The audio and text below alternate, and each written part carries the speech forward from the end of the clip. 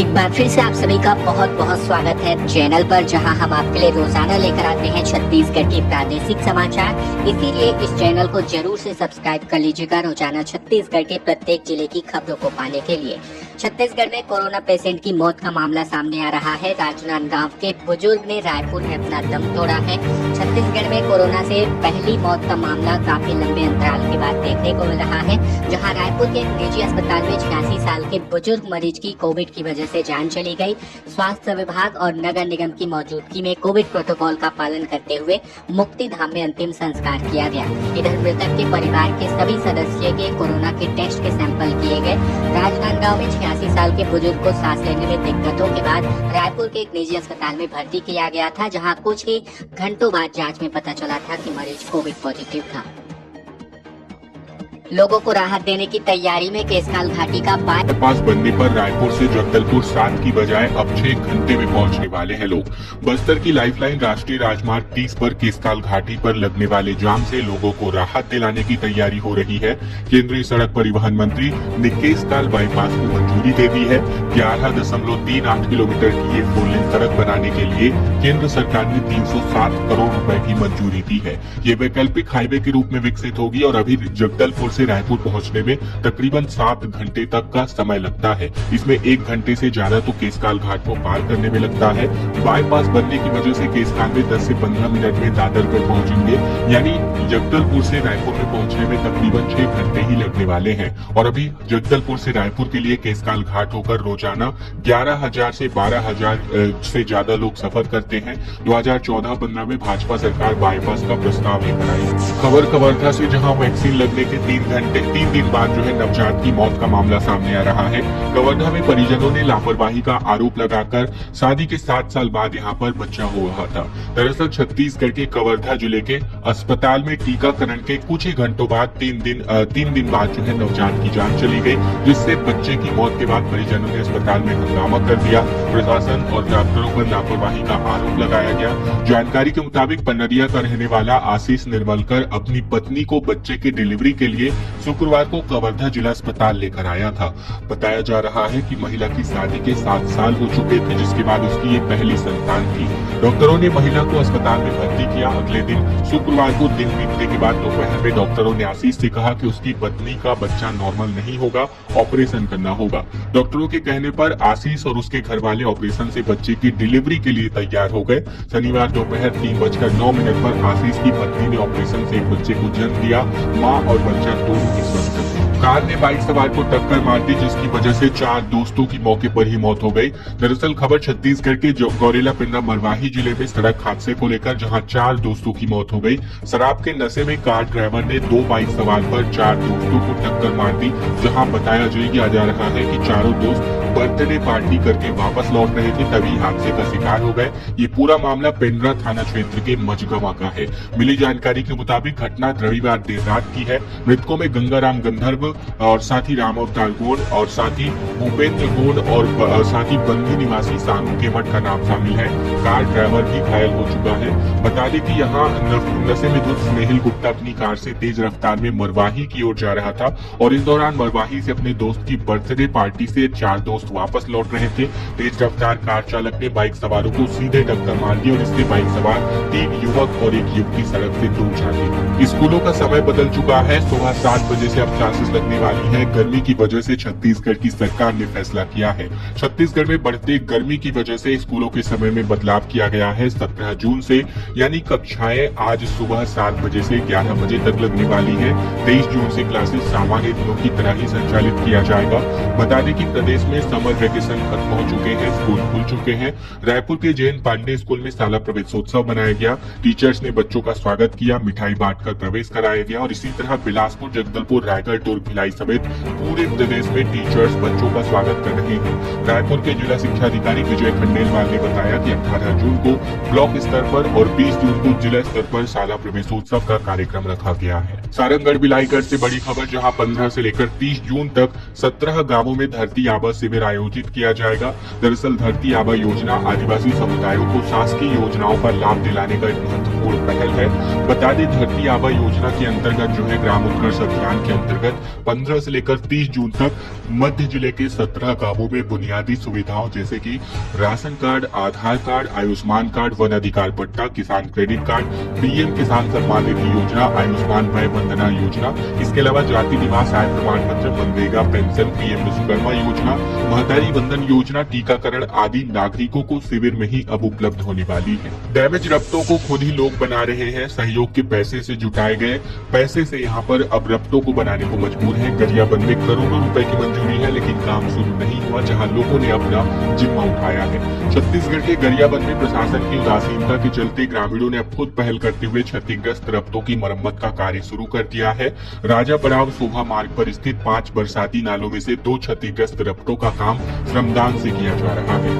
बाघ नाला रफ्ते पर रविवार को दूसरे दिन गरहाडीह पंचायत के 100 युवा जुटे, जहां उन्होंने 2.5 मीटर चौड़ी और 4 मीटर लंबी स्लैब की ढलाई की। स्लैब की मोटाई 10 इंच से ज्यादा रखी गई है। इसके पहले शनिवार को गौर गांव के युवाओं ने भी इतनी ही बड़ी स्लैब की ढलाई की थी। शोभा नाला की मरम्मत शोभा गांव के युवाओं में सुबह में ही पूरी कर ली है। अम्बेडकरवादी युवा संगठन ने इस पहल की अगुवाई की है और संगठन के पदाधिकारियों के अनुसार दोनों रफ्तों की मरम्मत में श्रम को छोड़कर लगभग 5 लाख रुपए का सामान लग रहा है। रायपुर रेलवे स्टेशन का टिकट काउंटर शिफ्ट होने वाला है, जहां यात्रियों को अब अलग जगह से टिकट कलेक्ट करना होगा। दक्षिण पूर्व मध्य रेलवे के रायपुर रेल मंडल के अंतर्गत आने वाले रायपुर रेलवे स्टेशन पर यात्रियों के लिए एक अहम सूचना जारी की गई है। स्टेशन के गुड़ियारी साइड स्थित आरक्षित और अनारक्षित टिकट काउंटर पर 17 जून 2025 को दोपहर 3 बजे इसको जो है शिफ्ट किया जाएगा।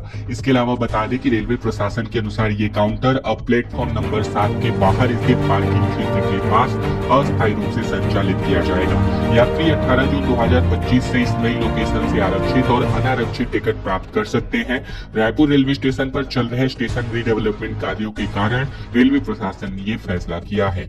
खबरों में आगे बढ़े इसके पहले अगर आप छत्तीसगढ़ के हैं, प्रतिदिन रोजाना खबरें के किसी प्रकार देखना चाहते हैं, छत्तीसगढ़ की रोजाना खबरों के लिए इस चैनल को जरूर से सब्सक्राइब कर लीजिएगा। 211 साल पुराने स्कूल को मर्ज करने को लेकर विरोध जताया जा रहा है। महासमुंद में कांग्रेस ने ताला जड़ करके प्रदर्शन किया और कहा कि भाजपा के राज में बच्चों के भविष्य पर दांव लटकता नजर आ रहा है।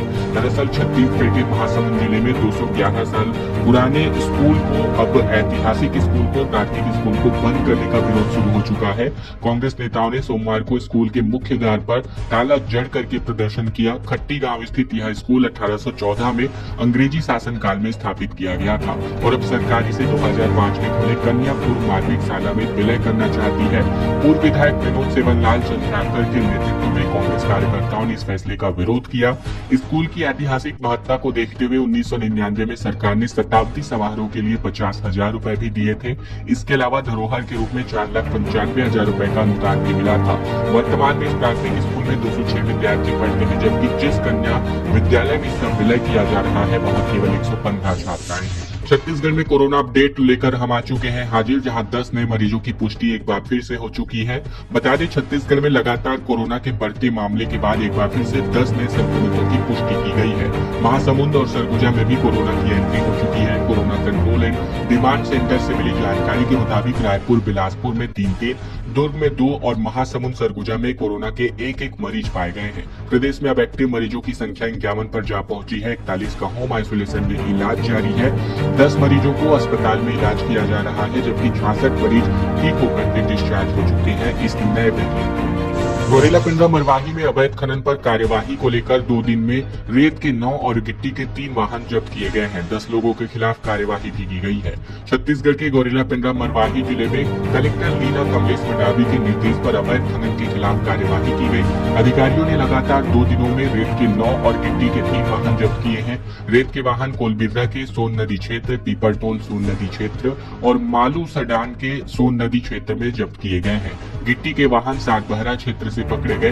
जब्त वाहनों में मालिकों में महिपत ठाकुर, शरद राय, पिंटू गंधर्व, अखिल ताम्रपाल, जियालाल प्रधान, कोमल यादव, विकास कुमार भाव और राजेश यादव, नारायण सिंह आर्मो और हेमंत कुमार पोल का नाम शामिल है। छत्तीसगढ़ के एमसीबी जिले में मनेन्द्रगढ़ में युक्ति उपकरण के विरोध में कांग्रेस का प्रदर्शन जारी रहा। बैरिकेडिंग तोड़ करके डीओ कार्यालय कांग्रेस कार्यकर्ता पहुंचे। दरअसल छत्तीसगढ़ में कांग्रेस ने मनेन्द्रगढ़ में शिक्षा न्याय यात्रा के अंतर्गत पार्टी कार्यकर्ताओं ने प्रदर्शन किया। गांधी चौक से पदयात्रा शुरू करते हुए बड़ी संख्या में कांग्रेस कार्यकर्ता जिला शिक्षा अधिकारी कार्यालय पहुंचे और प्रशासन की 2 लेयर बैरिकेडिंग तोड़कर भीतर घुस गए। कांग्रेस ने भाजपा सरकार की युक्ति उपकरण नीति के खिलाफ जिला शिक्षा अधिकारी कार्यालय का घेराव किया। कांग्रेस कार्यकर्ताओं ने पहले गांधी चौक से हजारी टोल तक शिक्षा न्याय यात्रा निकाली और इसके बाद पुलिस बैरिकेडिंग को तोड़कर कार्यालय परिसर में प्रवेश किया। प्रदर्शनकारियों ने आत्मानंद स्कूल परिसर में संचालित डीओ कार्यालय का घेराव किया और प्रदेश की सरकार और जिला शिक्षा अधिकारी के खिलाफ जमकर नारेबाजी की।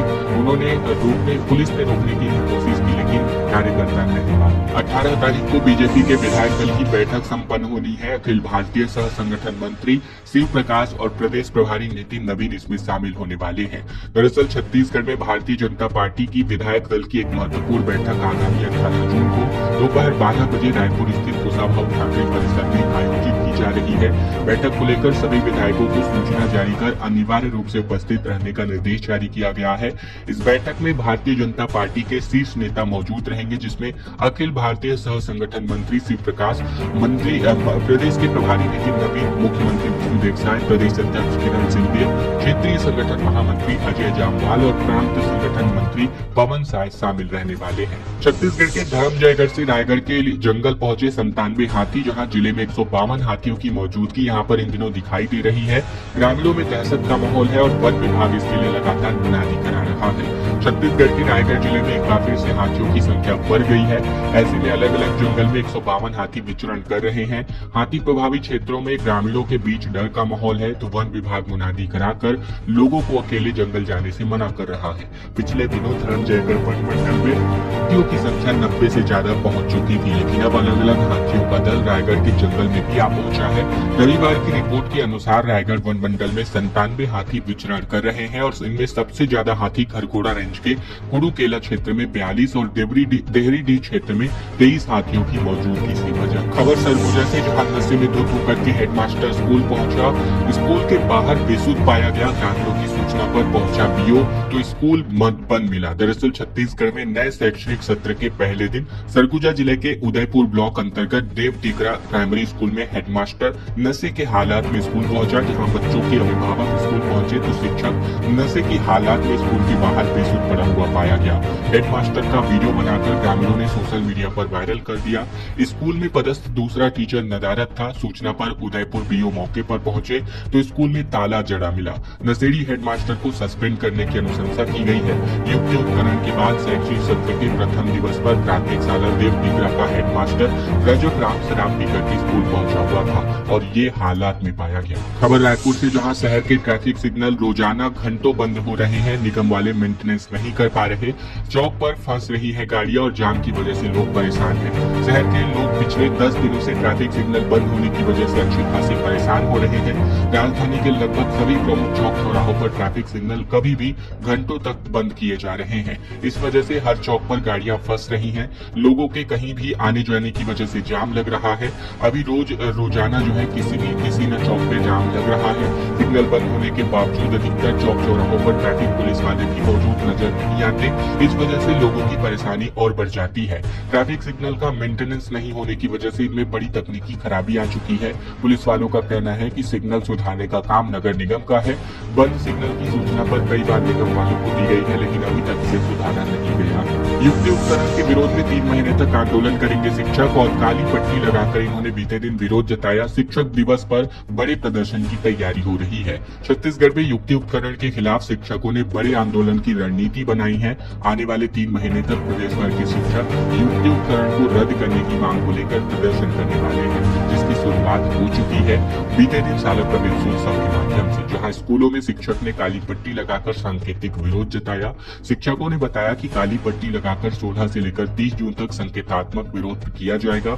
छत्तीसगढ़ के शिक्षक साझा मंच के प्रदेश संचालक वीरेंद्र दुबे ने कहा कि प्रदेश भर के सभी शिक्षक और शिक्षिकाएं 16 से 20 जून तक पालकों से संपर्क करके युक्तिकरण की विसंगतियों और सेटअप में शिक्षक के पदों में हुई कटौती की जानकारी देकर उनका भी समर्थन मांगने वाले हैं। बलौदाबाजार हिंसा में 2 और आरोपी पकड़े गए। 10 जून की आगजनी में अब तक 193 लोगों की गिरफ्तारी हो चुकी है। 12.5 करोड़ की सरकारी संपत्ति को नुकसान पहुंचा था। दरअसल छत्तीसगढ़ के बलौदाबाजार में कलेक्टर और एसपी कार्यालय में हुई तोड़फोड़ और आगजनी के मामले में पुलिस ने अब जाकर 2 और फरार आरोपियों को गिरफ्तार किया है। पकड़े गए आरोपियों में रेमन अनंत और सुनील जांगड़े का नाम शामिल है। दोनों आरोपी 10 जून 2024 से फरार चल रहे थे। पुलिस ने साइबर सेल की मदद से आरोपियों की डिजिटल गतिविधियों पर नजर रखकर उन्हें पकड़ा है। इस मामले में अब तक कुल मिलाकर 193 आरोपी गिरफ्तार हो चुके हैं। पुलिस ने 14 एफआईआर दर्ज की है। दोनों आरोपियों को 16 जून 2025 को न्यायालय में पेश किया गया। नवा रायपुर में स्वास्थ्य विभाग का बाबू रिश्वत देते रंगे हाथों गिरफ्तार किया गया। रिटायर्ड कर्मचारी से 50,000 रुपए की घूस मांगी गई थी।